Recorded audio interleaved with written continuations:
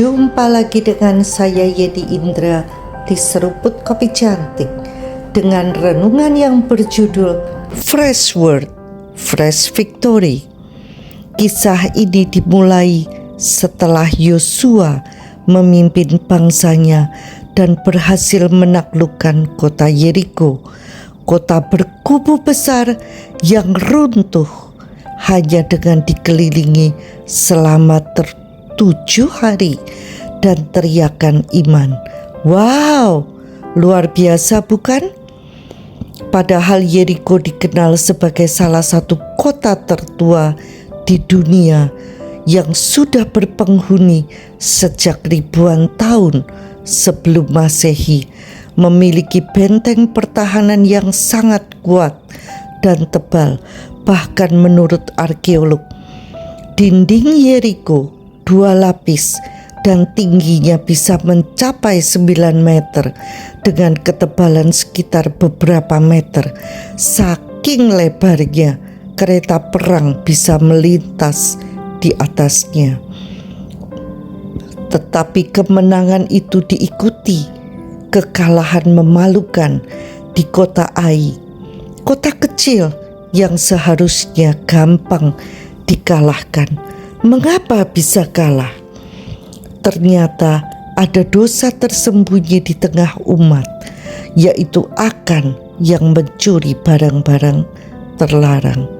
Setelah mereka bertobat dan membereskan masalah itu, Tuhan kembali memimpin mereka. Nah, Tuhan memberi Yosua strategi baru untuk menaklukkan kota Ai. Tapi yang menarik, strateginya benar-benar berbeda dari strategi mengalahkan Yeriko. Kalau Yeriko pakai metode sunyi senyap, mengelilingi tembok, berteriak, tembok runtuh. Di Ai, Tuhan memberi taktik perang ala sandiwara. Pasukan kecil Yosua yang hanya 5.000 orang pura-pura kalah dan kabur, memancing musuh keluar kota. Lalu pasukan lain sekitar 30.000 orang bersembunyi menyerbu dari belakang dan membakar kota Ai. Strategi ini dikenal sebagai memancing musuh keluar dari sarangnya. Kalau di cerita silat disebut strategi memancing harimau turun gunung. Strategi perang Tuhan ternyata kekinian juga ya. Banyak orang percaya yang kepada Tuhan, termasuk saya dulu, suka mengandalkan pola lama. Kita menciptakan ekspektasi bahwa Tuhan akan bertindak seperti sebelumnya, hanya karena caranya dulu itu sukses. Yosua bisa saja berkata, "Tunggu dulu, bagaimana dengan mengelilingi kota? Itu mudah. Kemarin keliling-keliling tembok saja berhasil.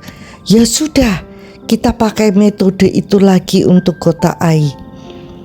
Kita kerap mengharapkan formula, berharap hubungan kita dengan Tuhan jadi seperti resep obat. Tinggal pakai, tinggal dijalankan tanpa perlu ngobrol atau bertanya lagi. Padahal Tuhan ingin jadi partner hidup kita, bukan vending machine mujizat. Tapi kali ini Yosua tidak terjebak dengan pengalaman masa lalu. Dia bertanya kepada Tuhan dan Tuhan memberi strategi yang benar-benar baru, jebakan militer tingkat tinggi. Strategi ilahi lebih dahsyat dari akal manusia. Dia jenderal perang yang tak terkalahkan. Tuhan tahu kapan waktunya maju, kapan pura-pura mundur, dan kapan harus menyerbu diam-diam. Di mata manusia kelihatannya aneh, tapi bagi yang mendengar dan taat, itu adalah jalan kemenangan. Hubungan yang fresh, segar, yang bisa melahirkan kemenangan. Jangan jalan dengan pola atau formula, tetapi berjalanlah dengan hubungan. Tiap musim berbeda, tiap tantangan punya solusi khusus, dan hanya Tuhan yang tahu. Memang kota Ai itu kecil, tetapi ternyata untuk menaklukkannya justru butuh usaha yang lebih besar daripada Yeriko yang besar dan seolah tidak terkalahkan. Pelajaran pentingnya, ketika Yeriko dikalahkan, itu semua karena Tuhan, bukan kehebatan Yosua dan pasukannya.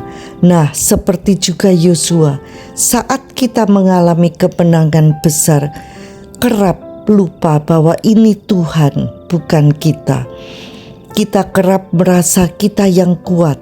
Buktinya, Yeriko yang semua orang berpikir mustahil dikalahkan, terbukti tembok Yeriko runtuh.